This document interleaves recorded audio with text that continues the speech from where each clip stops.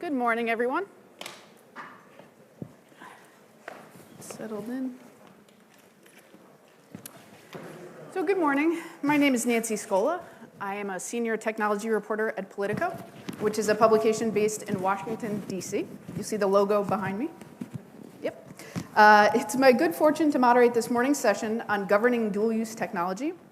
Those are tools and innovations that were developed for consumer uses, but they can be repurposed for military applications. And that raises challenging questions about what sort of global rules and restrictions should be applied to their sale and trade. Those questions become even more complex, and this panel even more timely, when we consider cutting-edge technologies like artificial intelligence, robotics, and quantum computing. So what we're aiming to do today in the time we have remaining is figure out the best path forward for the world, no pressure, when it comes to making sense of these technologies and their risks and rewards. And we have a terrific panel with us this morning to do just that. We're keeping a seat warm for one of them, but he'll be arriving shortly. So we have David Shim. David is an associate professor at the Department of Aerospace Engineering at the Korea Advanced Institute of Science and Technology, better known as KAIST. We have Corey Schottky. Corey is the deputy director of the General International Institute for Strategic Studies. She previously held several high-level posts in Washington, D.C., including on the White House's National Security Council, in the Pentagon, and in the State Department. So we're going to talk for a while, maybe 30 minutes, and then we'll open it up for questions from the audience for the last 25 minutes or so. So please be thinking about what you might want to ask our panelists. And with that, we'll get started. So Professor Shim, countries have for decades placed restrictions on the trade of so-called dual-use technologies, from lasers to computer hardware. As we look now at this new age of artificial intelligence, we're seeing technologies that are remarkably flexible, scalable, and very often very cheap. How does that change this question of governing the sale and trade of dual-use technologies? So recently AI become a everyday word for everybody. But the power of AI is very remarkable. So far, we thought human beings only capable of making complex decisions, but using the AI, we can delegate the decision making to the machines. So we already use it every day. For example, the iPhone, Apple introduced the Face ID, which is based on the facial recognition. Same technology can be used for some military application, facial detection. I was at a demonstration of the military armor vehicle like 10 years ago in Korea. And they are demonstrating that the armor vehicle is stopped by the operators, and then a vehicle stops when detected. Speak up a little. Speak up? Yeah, okay. I think people are straining a bit. Okay, there's a little bit of an echo. So I saw that a vehicle stops when detected people, but this is a military vehicle, so it's kind of cruel to say, but sometimes you have to go over a military application, but when they stop. So I thought, oh, this is wrong. We have to detect friend or enemy. But now we may be able to do that. We use this kind of facial detection to identify if they are the enemy or the friend. So this is one of the examples. We can use this technology just like that, but can we use it even beyond? There was some controversial video Professor Russell made last year. And then in the scene, there's a drone that detects the face. I actually honest to say that we have a very similar technology, not face, but the obstacle. So for AI, if we use a different data set, we can train for different targets. So what he made in the video is very, very possible these days. Maybe not at the scale, maybe not that accuracy, but we are getting there. So the technology always finds its way to the application if it's right, if it's doing the job. So it's very hard to stop it right now. And those hardware is getting cheaper these days. It used to be expensive. Still it's expensive running the big servers, but there are AI chips. Latest drones, really made by China, selling like $100. So they do have some recognition capabilities already. So these technologies are really getting out there, and once it's out, it's very hard to control. So we are really seeing the proliferation of this kind of technology. So I think this is really not right time and the place to talk about it. So the same facial recognition that you look into your iPhone camera, it unlocks your phone. Right. That can be used, you're saying, to detect if Yeah. an enemy combatant in Right. sort of the military field. Exactly. Is there any limitation on the technology right now to make that sort of, to be able to do that analysis in the field, or could you really strap an iPhone to the front of a? That's a very good question. In China, I was also told that China, they use the facial ID for a credit card transaction. It's already happening. I look it up, and the iPhone has an error of a 1 millionth, which is quite remarkable for any AI system. Many typical papers, they say like a 97%, 90-some%. So this is really possible. So for machine, in UN, we have a similar talk with Professor Russell. I will go to the UN meeting, UNOG, the laws meeting. And they say we need to have a meaningful human control. And that's very important keyword for that. But then for machines, they don't really care if this is for credit card transaction or firing a missile. So same technology can be used for detecting the aircraft. Actually, I'm really working on it. As an aerospace expert, I'm using AI to detect the aircraft and avoid. Mm-hmm. Same can be written but the very small minor changes that for civil application, you detect the airplane, you avoid. In the military application, same airplane you detect, go straight. Mm-hmm. So it's only writing of a few lines of code in different way. And the machine don't care if this is saving people or killing people. It just executes the lines. Mm-hmm. So it's just like that. Yeah. So Corey, as a former policymaker at sort of the highest levels of the US government, when you hear that iPhones have military capabilities, does that scare you?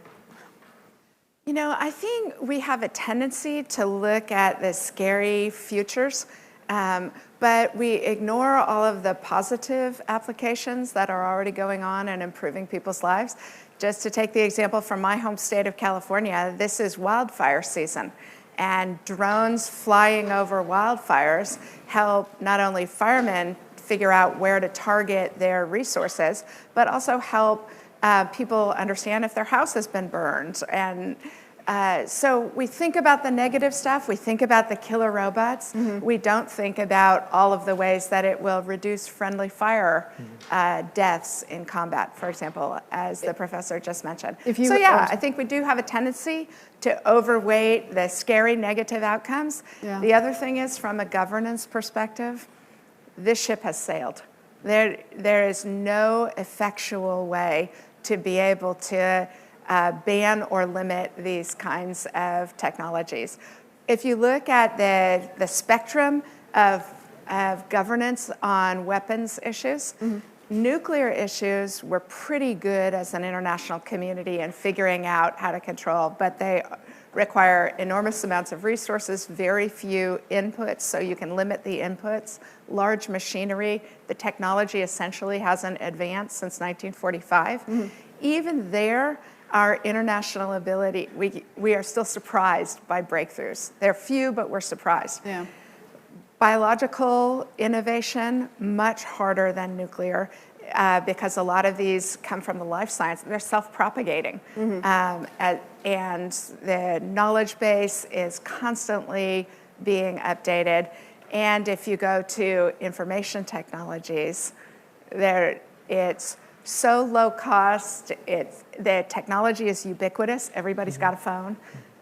So the only effective way to control dangerous applications is actually the ethics and professional standards of the developers. Okay, so the sort of main treaty that governs dual use technologies is called the Wassenaar Arrangement. It goes back to the 1990s, right, where we didn't have iPhones yet, right, at that point. Does that need to be updated, or are you arguing that there's just no way that any sort of treaty or sort of global apparatus can cope with these technologies, so let's not bother? Well, I always think you should bother, and I would love to hear from folks in the audience any governance suggestions you have for getting a handle on this, because my institute is running a project trying to look at what kind of arms control arrangements would we like to have in place before artificial intelligence completely dominates the IT field. And we struggle to figure out what it is, so I'd love to know from folks who are listening what they would like to see included. I think I am pessimistic that there's any conceivable way to do it because, again, the knowledge is ubiquitous, the machinery is ubiquitous, there's low barrier to entry, and there's so much interesting and positive that can be done. For example, the biggest resistance to putting biological or IT arms control into place is from the scientists themselves who see enormous possibilities for extending life, reducing Alzheimer's. Like, just the positive upside is so overwhelming that I'm skeptical there's any productive governance that can be put in place. Okay. So our third panelist is going to be more skeptical about the argument that you make that we should be hands off on some of the governing. So we'll save that for. I'm not saying we should. I'm saying I don't see a practical way to do it. Okay. I'd love to see a practical way to do it. I would love, for example, for there to be some enforceability to the agreement that President Obama and President Xi made in 2015, that we would not target each other's critical infrastructure with IT, and that we would not use state espionage for commercial purposes. But without any enforceability, the only way you will find out whether potential adversaries have complied is when you see it rolled out in a conflict or not. Okay. So, David, Corey mentioned the idea of ethics among researchers on some of these new technologies and innovations. There was an interesting situation recently where Google employees objected to the company developing technology for the U.S. Department of Defense to analyze drone footage, basically. And the employee said, we don't want our work being put to these military uses. The company sort of resisted at first, and then they said, okay, we won't renew it going forward. Is that a good outcome, or is that sort of an anti-progress outcome?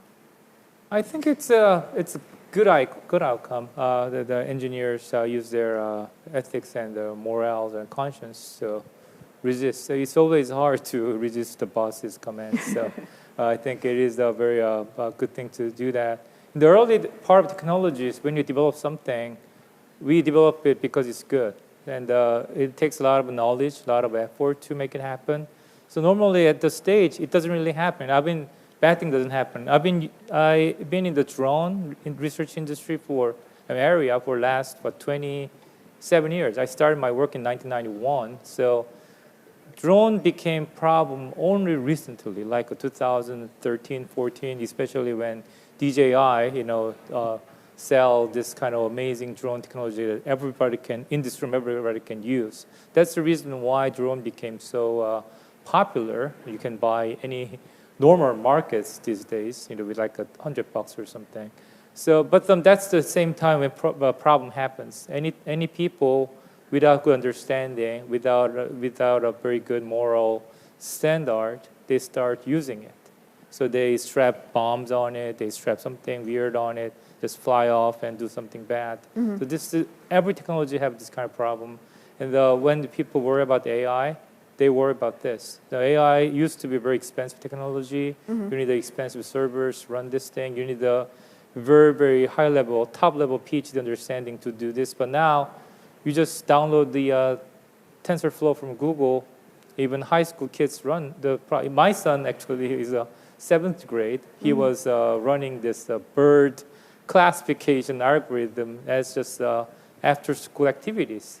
This is where problem starts. So and everybody can use it. That's what he's not here. Hopefully he's coming. But that's what Professor Russell's point. That once this thing's getting out there, people start using it without thinking about the cause and effect and thinking the consequences. And so should there be any? I'm sorry. Go ahead. No, I was just going to make a point about the Google case, which is an especially interesting one.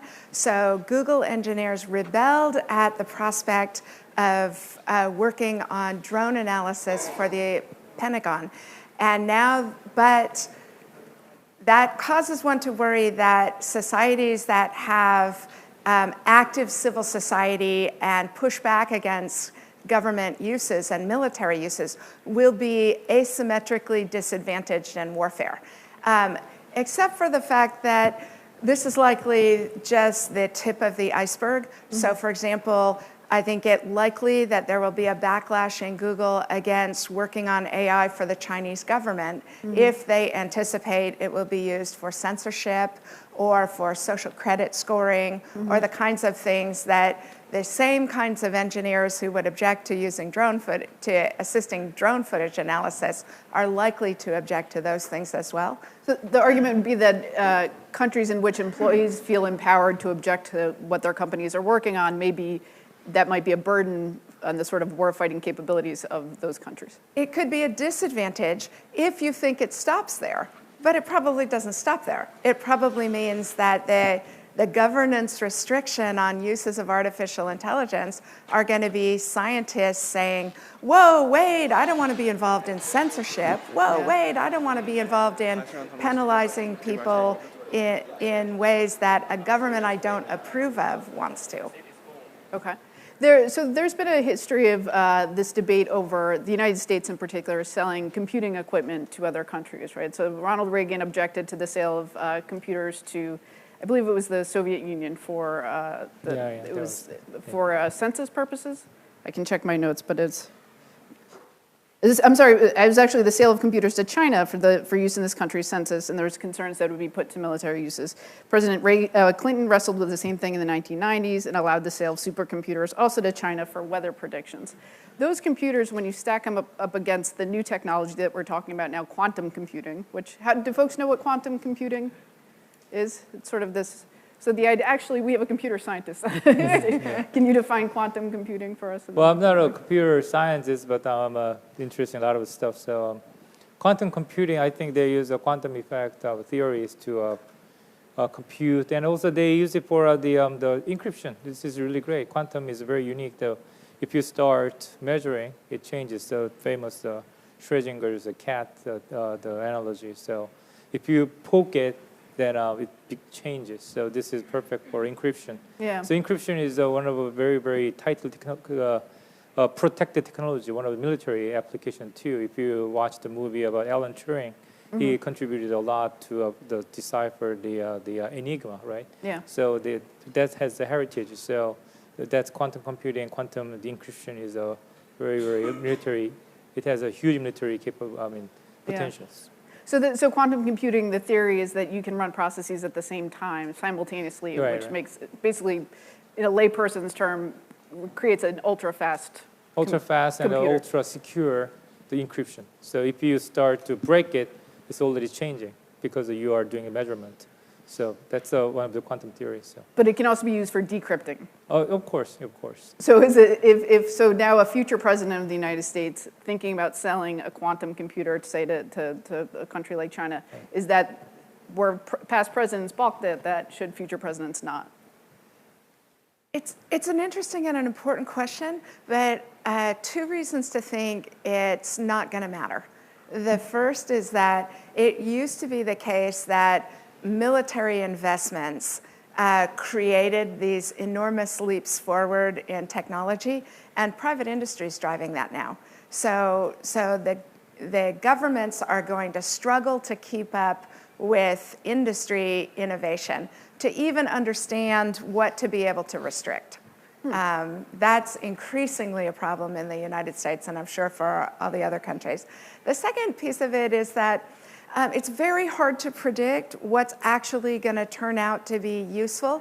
For example, one of the celebrated cases of the failure of export controls was in the 1950s. The United States allowed the Soviet Union to buy ball bearings, and that dramatically increased the precision of Soviet missiles.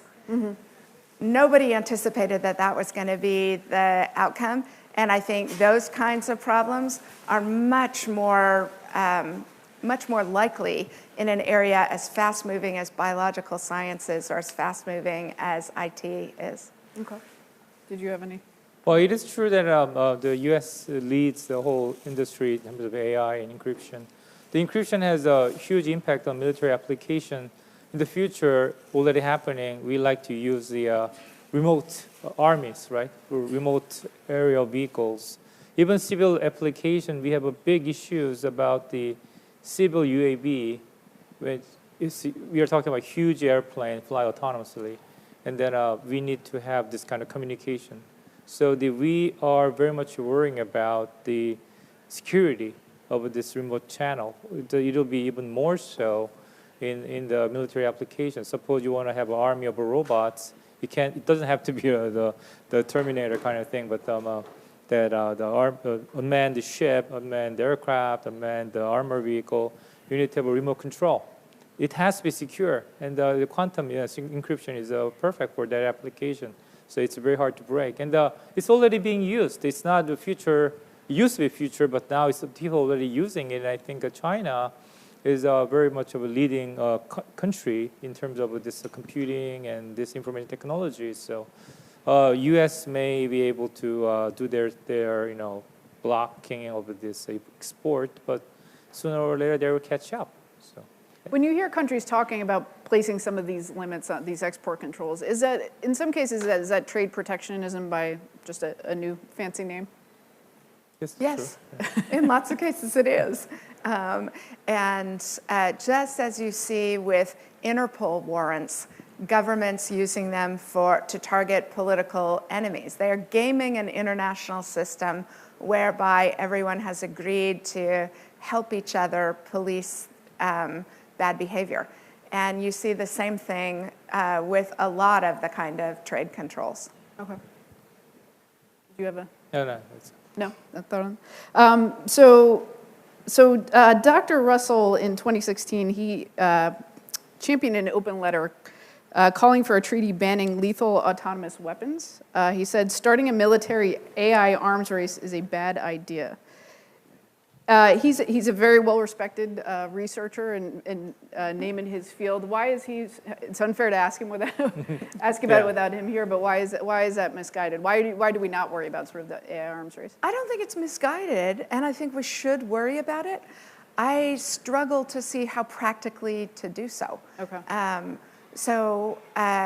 There are lots of innovations that turn out to have very effective military applications, and it's easy to see how AI will have, right? Because if you think about giving one military the ability to make 1 million decisions in a second, and everybody else struggling at the human rate of decisions per second, which is probably somewhere around 1.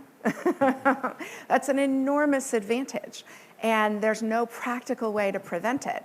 So yeah, it's a future I would like not to see, but I don't see a practical way to do it. And the only practical way I can think of to do it is to prohibit artificial intelligence in its entirety, and that means you will rule out so many enormous advantages for the upsides of human life. Drug innovations, the ability to make cars safer on the road, all those sorts of things that we're already benefiting from. So I think that ship has sailed. I don't think you can practically do it. I agree it would be a nice thing to do if you could do it. So I actually went to UC Berkeley for my PhD, and I did work with Professor Russell at the time when I was a student. I really look up to him, and he's a great mind, and he's a very active, very brave to do all the things. Even in the professors, it's very hard to make voices like that. So I really admire what he's doing. What he's worrying about is proliferation. So the AI, just anybody can use it without knowing the consequences. So because it's so easy to use. Early in this year, and maybe, I don't know, it's a good idea to talk about it, but bring it up. But KAIS had a very, very unsolicited fame in the AI field because there was some misguided advertisement that KAIS, some researchers are working on the AI for defense. So that was partially mal-informed. So it was a big issue over the world. So many leading AI researchers boycotted KAIS, the collaboration. So what happened was that there was a military company in Korea, and as you know, Korea is divided. So military, the development is a huge issue. So scientists or researchers like me sometimes even take pride in working on that kind of area to aid our national defense. And there was some line that saying that KAIS is developing AI-powered defense of something like that. So it was kind of they don't know what they're really doing, what they're talking about. So in UN meeting, there like an annual meeting. There was a recent meeting in August, and I was there last year, early this year. What they're talking about is that there are three voices over there. One is, let's just abandon it right now, because those are typically countries, they have no AI activities.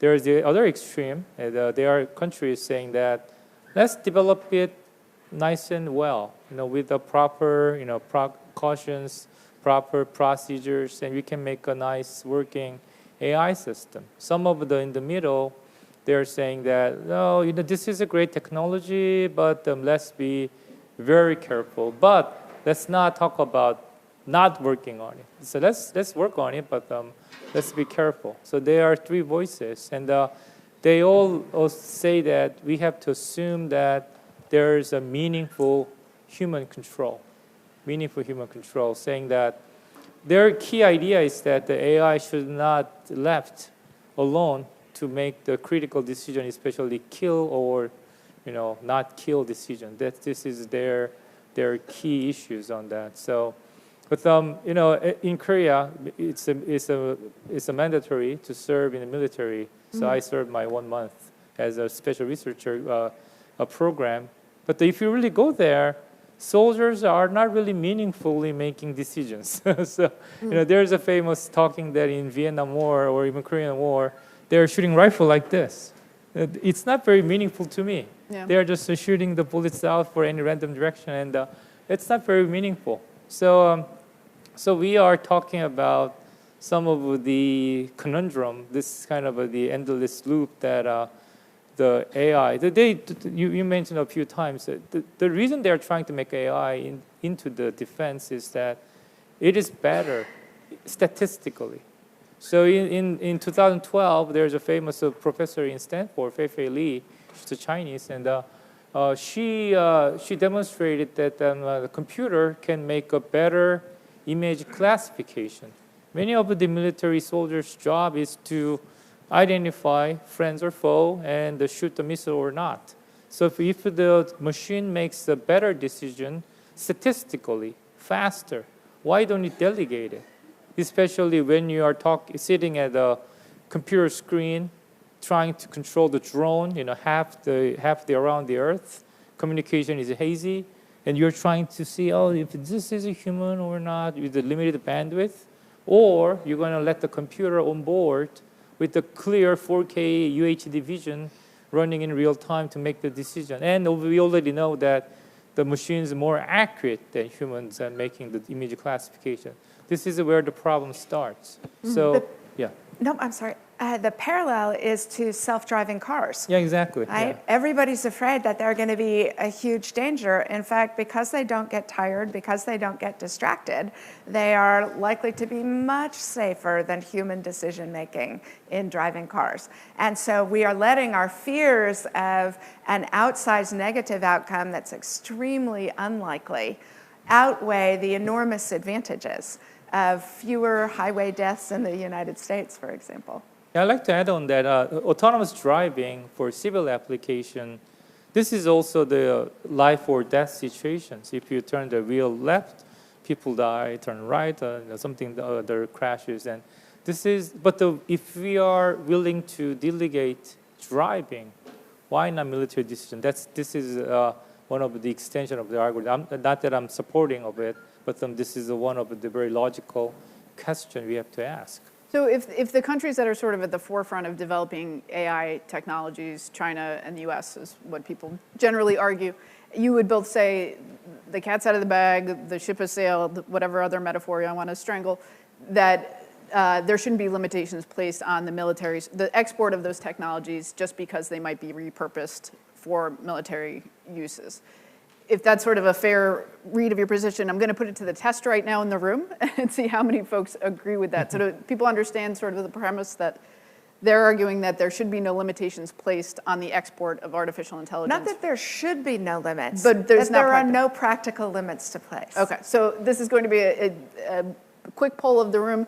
Do you think we should attempt to place restrictions on artificial intelligence, the export of artificial intelligence, out of fears it could be used for military purposes? So yes to that? So the rest are no? So no limits on the export of artificial intelligence. Interesting. Let's open it up for questions at this point. We have a microphone, I believe. Directly behind you. Oh, I think we just have to wait for the mic. Is there? Oh, yes. Oh, I'm sorry. Go back here. And if you want to introduce yourself, if it's relevant, your affiliation. Hi. Okay. Thank you. My name's Joanna Bryson, and I'm a professor of artificial intelligence, and I do a lot of work in AI ethics. And I really appreciated the discussion. It's really great. It's a shame that Stuart Russell wasn't here too, but I think you guys have done a great job. But I want to slightly disagree with one of the things that you were saying about the impracticality of global regulation. So you were saying that the problem with global regulation is it restricts what we can do. And regulation is not only about restriction. Actually, often we upregulate. We actually fund some things. But in particular, in artificial intelligence, I don't think we're restricting. The goal isn't about what algorithms we should release, although of course we know that there's been controversy, for example, on encryption algorithms, what can be released. But I think what's more important is that we need to be regulating accountability, and we need to come to global negotiated answers about how do we maintain human and corporate accountability through software. So right now, there's a lot of smoke screens around AI. If you think of AI as a person, like a legal person, then you can use it as a sink where there is no ethics and there is no accountability because a machine will never care if it's in jail. But if we say, no, we don't accept that, it is always some human who is accountable, then actually AI can increase accountability and it can lead to benefits even in the battlefield, but certainly in driving, as you were saying. So I think that was the one thread that's missing, is about what are we looking for regulation? I think it should be how we handle accountability. I love that suggestion. Let me ask you to take it one step further and tell me how to do it. Right. So how do we, for example, how do the American and Chinese governments make each other confident that there's accountability in the AI development? Right. Okay, so there's a huge issue there, which is partly hacking. You cannot talk about any technology, including AI, without having cybersecurity. So how can we really demonstrate that we have done the sorts of things that we say that we've done? And there will be, it is probabilistic. So when you have cybersecurity. Having said that, I'm sure there's better people to talk about cybersecurity than me in the room. What I'm really good at is AI.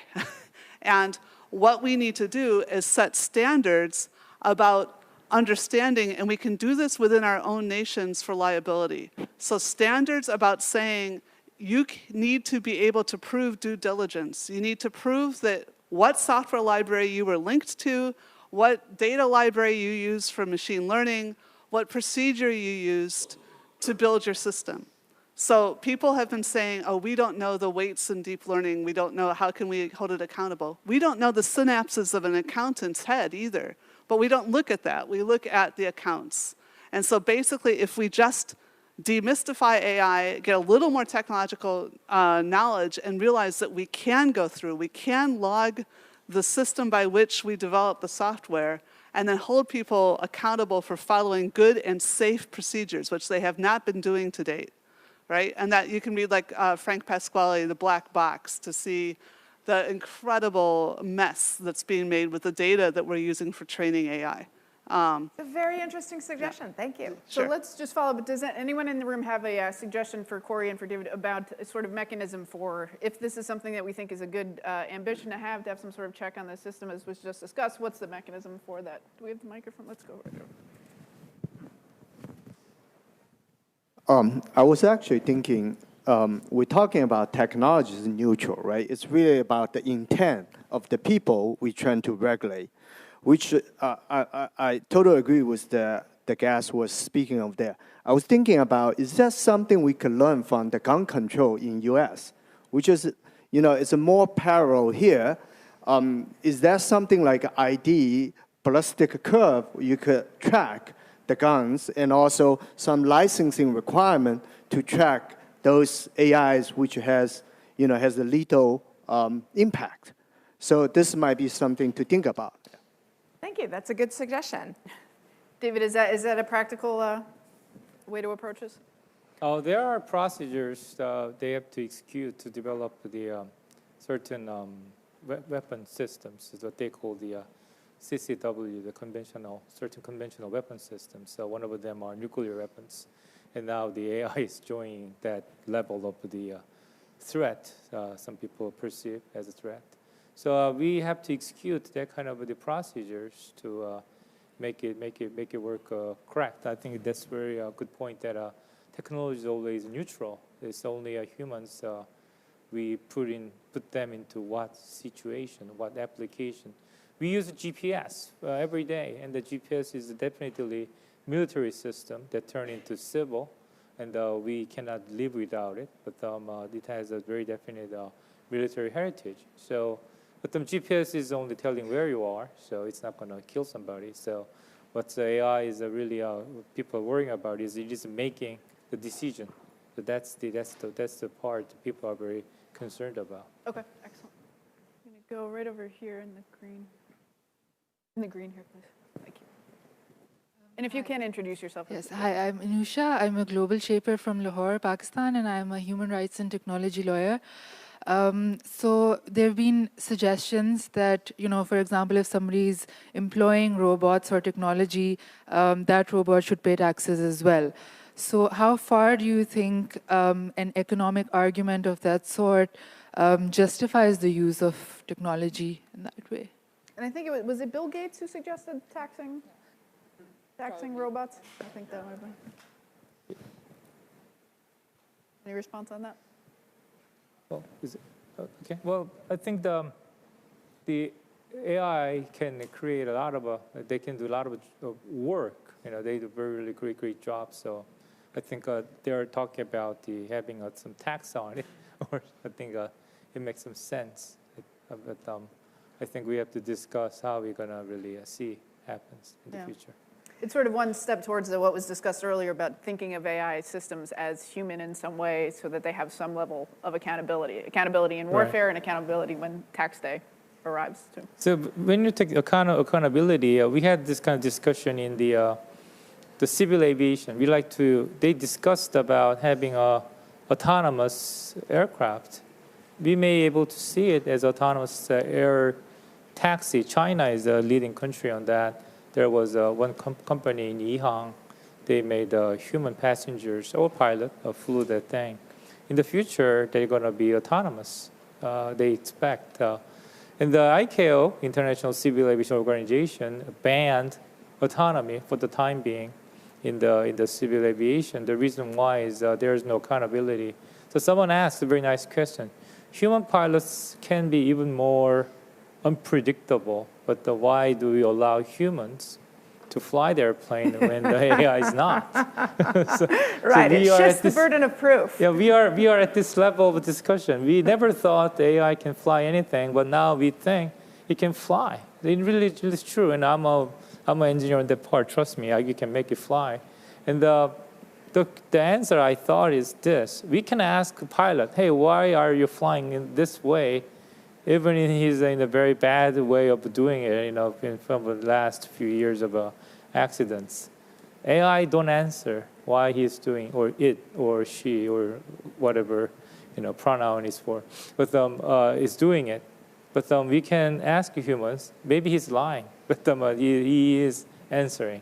Yeah. So this is a basis on it. But I think a lot of the fear about autonomous aircraft and things comes from the likelihood of hacking. If someone can interfere and you don't have a human to say, whoa, wait, this doesn't look like it's supposed to look, and override. Yeah. So a human in the loop or a human on the loop who's constantly being able to reassess, or developing autonomous feedback loops that send alerts. The hacking which is is a what really a lot big of issue, systems do. that's the reason we talked about the encryption technology in the beginning of this session. It is a really big issue. You know, the current setup of the civil aviation, we say that the airplane has to be remotely piloted to allow the meaningful human control. This allows the vulnerability to the system. The hacking is very hard. You're probably assuming the hacking on software, but it's very difficult. But we are letting humans to remotely control. We are actually opening a bigger door for problem, because anyone can send a radio signal that can be interpreted as the legitimate control signal. Right. Then we can have, God forbid, 911 in a global scale without any terrorists going on the airplane. I think it goes to this point about accountability, though, right? Yeah. If there's a human in the loop, you can say, you can put that person on trial for their judgment. Right. And so groping our way towards systems of accountability in autonomy, I think is a really important question. I want to tack back to one other element of her question, though, which is this fear about massive job loss associated with artificial intelligence and with robotics. It's certainly going to be true. Most of my job can be done by a machine, and probably better than I can do it. And that's also true for lots of other people's jobs. But what technological pessimists miss in this is that the same thing was true during the Industrial Revolution. The same thing has been true. What technological pessimists underestimate is that a whole new economic ecosystem is going to grow up around robotics, and we're going to find new constructive things to do, things that we haven't imagined yet that need doing, that people will move in and do. So we shouldn't believe that just because robots are going to take our jobs, that those are the only jobs that are ever going to exist, or the only jobs that people want to do, right? Compared to, so in the 5-century history of the Shaki tribe, I would have been scything wheat, which is hard work. I'd have been a stevedore. I'd have been a longshoreman. I like my job way better than all of those jobs that technology replaced previously. And I think we should at least imagine that the likelihood is going to be the same in this next revolution. Okay, let's take a question from this side. Do we have a question on this side of the room? Nope, moving back this We had way. one right there. Okay, right here.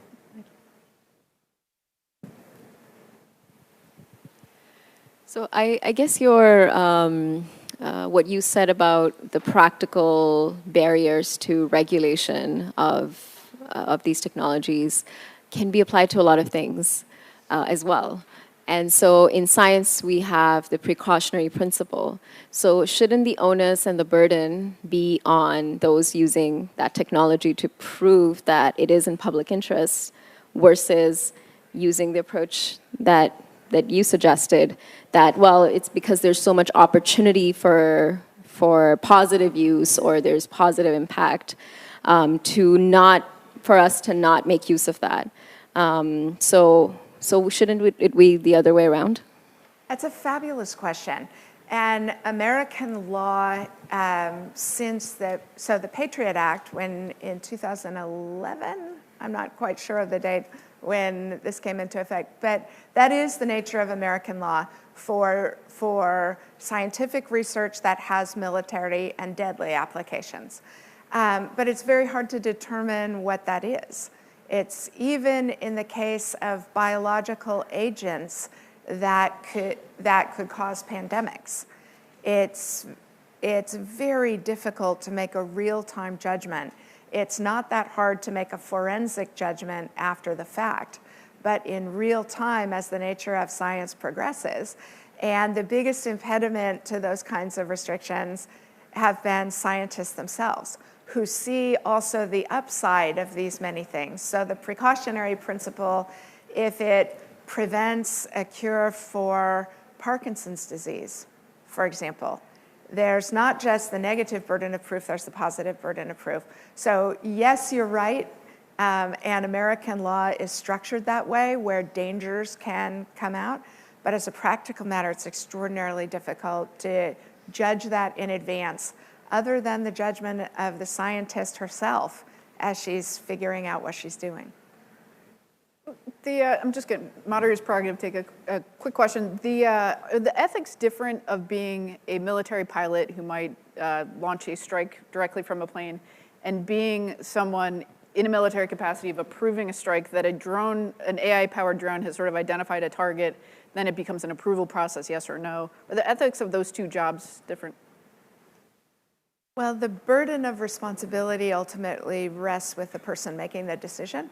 So, for example, a celebrated war crimes case in the United States where a commander was woken up in the middle of the night and asked and given the information about what was known about a particular party and determined yes. That commander made his decision in about 4 minutes. When asked by the investigating authorities, the war crimes investigating authorities, they asked him how long it took him to make that decision, and he said it took him the 42 years of his military experience. Mm-hmm. So it's harder than it looks as a practical matter, but yes, in military, in the American military, there's always a human who has to take responsibility and an investigation that can easily be triggered into the judgment that they exercise. I'd like to, there was an interesting comment from a US lawyer last year in the UN meeting. He made it's his idea, but so I need to comment that. So he said AI can be actually sometimes a better decision maker because it does not put itself as the variable to compute the good or bad. The humans sometimes make a bad decision because he's involved. So making a selfish decision, absolutely or right. The other way around, with very AI, sacrificial. I think, though, the challenge is magnitude. Right. Right? So a commander gets woken up in the middle of the night in 4 minutes. Right. She has to make a decision. She makes it. You're talking about 20 people. Right. With AI, if you're talking 1 million decisions a second, the scale of being wrong and tracing back to who programmed that algorithm and how do we put her on trial for the 1 million decisions in a second. And what if it's a group of people that program that algorithm? Yeah, it's a very hard problem. I agree it should be done. I'd love to see it done. I struggle with how practically to do it. Okay. I guess one of the examples we can think about is autonomous car. They say that autonomous car, when it hits people, eventually some people die. And they say the car manufacturer, or to be exact, who wrote the algorithm, would be held responsible. That's what people think these days. So similar thing can happen for military too. But the issue of risk tolerance also comes in, right? The Geneva Conventions, for example, permit civilian casualties as long as they are in the context of achieving a legitimate military objective and are proportional to the objective achieved. So that's a wider risk tolerance than we're likely to accept in most civilian applications. And so the context really matters for this, which is what makes it so difficult to think of global solutions to these problems. Mm-hmm. Did we have another question? In the back row there.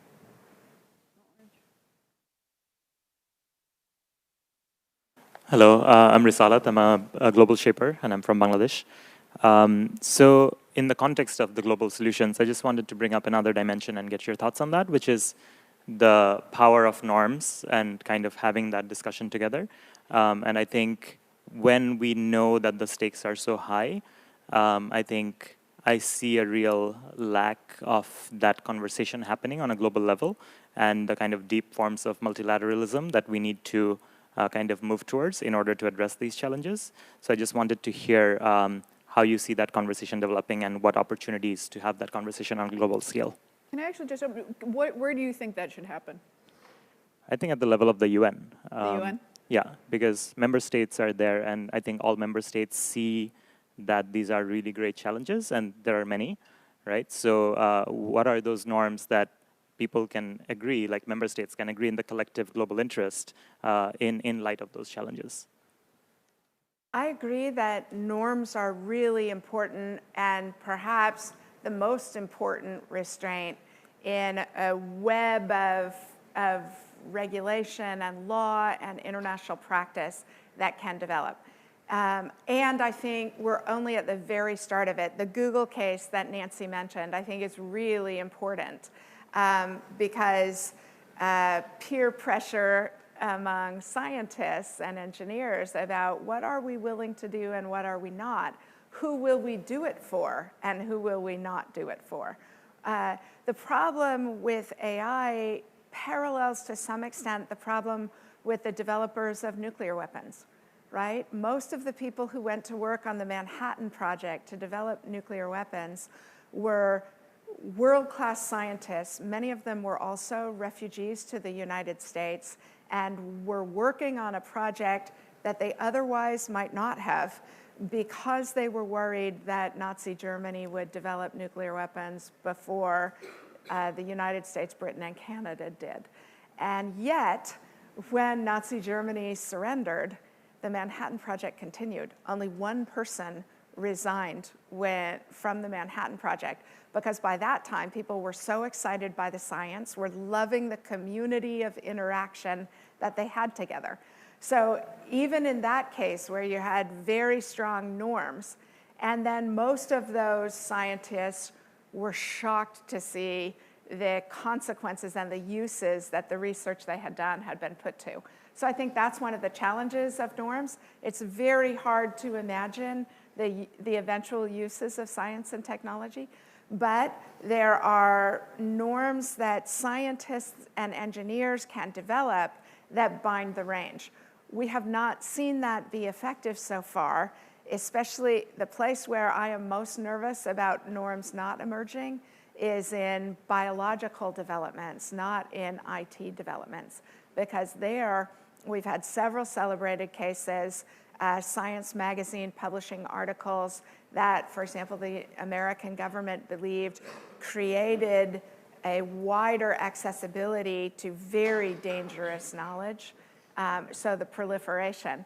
So it's very hard to do, but I agree with you that we're at the start of a conversation about norms and personal accountability for what gets developed. She's absolutely right that there are UNs having meetings right now. I mean, it's 3 times a year, and they are trying to come up with the norms. And I observed that it's hard to come up with. I mentioned there are 3 different approaches or opinions about AI. They're getting there, but even in the human ethics, in the part of the world, we have a slightly different ethics. You know, basically, "Thou shalt not kill" applies to almost everybody, but there is a certain variation to kill who for what occasion, and what is okay and what is not okay. So, this is a very common fodder for science fictions, but AI will be confused. And there's a lot of concern by countries outside of the leading edge of AI development. So if you're not China or the US, many countries, this came out in previous rounds of UN discussions, many countries worry that we are going to figure out how to do this and then prevent everybody else from doing it, to, as Nancy suggested, to lock in the advantages of the first mover, and all of the positive elements will accrue to the first movers. Okay. We have time for one more quick question, I think. Did you have a question? Oh, who do we have? There was one. Oh, back here. And we do need to keep it a bit concise. Thanks. I'm Hal Watson. I'm the Economist Technology Correspondent. A question for the panel, but perhaps particularly for Corey. Do you worry about the strategic and security implications of what seems to be a nationalistic race around artificial intelligence and machine learning technology, particularly between China and the US? Yes, I absolutely worry about it. And it's one reason that, so I worry about it in 2 ways. The first way is that in free societies, our vibrant public debate about these issues has the potential to put us at an asymmetric disadvantage because our engineers will refuse to do stuff for our own government, as the Google case shows, and they are not holding the Chinese government to the same standard they are holding their own government to. So there's the potential for asymmetric advantage as it becomes nationalistic. The second thing is, and I think our trade, the spiraling up of trade restrictions, the spiraling up of concern of China as a military challenger to the existing rules-based order mean that the governments are going to start screening scientists out of projects that are federally funded. They are going to stop funding foreign research. They are going to give preferential research to like-minded countries, which the Australia group already does. That is, the 34 countries in the Australia group already do. So yes, it is problematic. I also think it is largely inevitable because you cannot insulate something this potentially advantageous as a weapon from being seen in nationalistic terms. One quick lightning question, and then we need to wrap up. We've talked about artificial intelligence, robotics, and quantum computing as sort of the cutting edge, semi-cutting edge technologies that will have military applications. What are we going to be talking about at this forum 5 years from now as what someone like me might see as sort of the scary cutting edge of military applicable technologies? What should I worry about next? First of all, 5 years is really a long term for AI. You know, I was amazed that in typical academia, it takes 1 year or more to circulate an idea, write a paper, accept and not accept, and then it takes a year. There's something called an archive, with X there, and they exchange the idea in the time constant. What you call is 1 week. It's 1 week, and they upload the whole code. Anybody can download, they can branch from it, they comment on it. So the cycle is extremely fast, and typically it takes, like they say, 6 months or shorter to completely recycle an idea. So 5 years is a lot, and one thing I'm sure, one thing in AI axiom is don't make prediction, because after 5 years you'll be a laughing stock. Okay. But the one thing for sure is it's going to be tremendously fast, and then we'll see AI used almost everywhere, and the military will not be an exception. Okay. Worry about the life sciences. I think the big surprises are going to come out of biology and the life sciences, not out of IT. A whole new field for me to be terrified about at night. Excellent. Thank you all so much for coming. I really appreciate it. I think we're going to be having this conversation for many years to come about the sort of military applications of technologies and how much more complex they're getting. So we'll reconvene here in a couple years and parse them again. Thank you all so much for coming. Appreciate it. Thank you, Rafina. Thank you.